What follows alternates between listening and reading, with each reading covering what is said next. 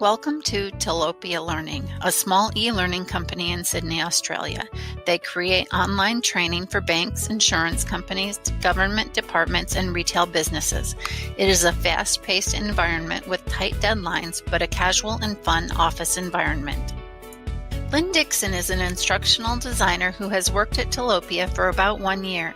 She came from the U.S. with a master's degree in ed tech with a focus on instructional design.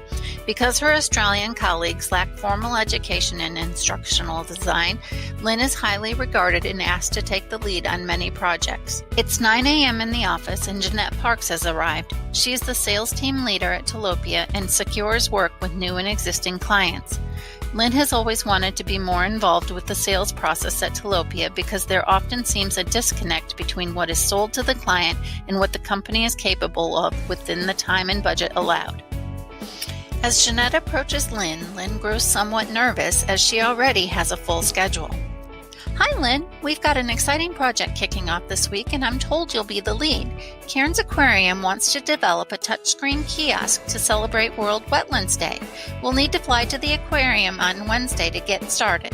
Lynn is excited about the project as the topic and nature of the project reflect her professional pursuits.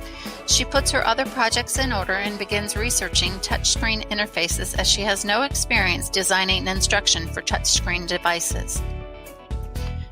Lynn and Jeanette arrive at the aquarium where they are greeted by Laura Barton, the aquarium team leader, and Ben Williams, the aquarium education manager.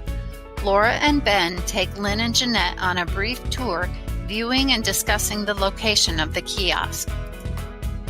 They leave the exhibit area and enter a meeting room where Lynn hands out the meeting agenda and some sample project documents. They begin discussing their roles and responsibilities. Laura Barton is the Marine Park Aquarium team leader.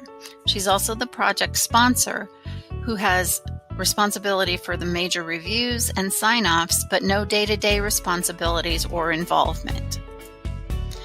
Ben Williams is the Marine Park Aquarium education manager and subject matter expert.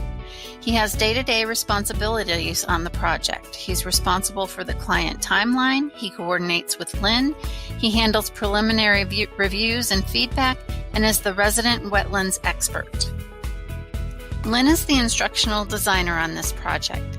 She summarizes data into a high-level document, communicates with stakeholders, develops detailed project plans, and works with other design team members.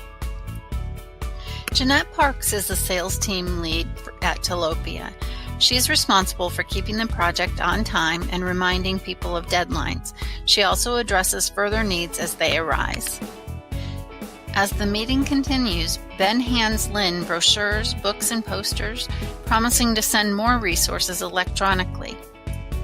He goes on to explain that the exhibit theme is connections between the Great Barrier Reef, wetlands, and catchment areas, and that the exhibit should demonstrate the relationships and interconnectedness between the environments. He also wants the kiosk to offer information on different types of wetlands and the role of wetlands in Aboriginal culture and heritage. Laura makes a point to mention that similar kiosks will be displayed at regional information centers and that the software should acknowledge each of these regional areas by name and description to honor their significant funding and support for the project.